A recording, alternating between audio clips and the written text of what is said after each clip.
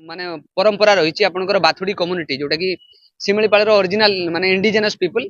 तांकर देवता होचंदी बड़ाम एवं बड़ामकर झील को कह जाए आपनकर साहाड़ा सुंदरी पूजा स्थान निकटरू এই জলপ্রপাতটি বহুতবারু তার নাম আমি দেইছু সাহাড়া ঝর জলপ্রপাত।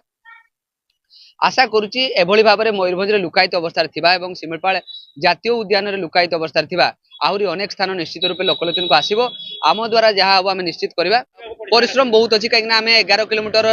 रास्ता चली हाँ यहाँ बफर जोन अच्छी तेणु 11 किलोमीटर रास्ता चलवाटा आमको बहुत डिफिकल्ट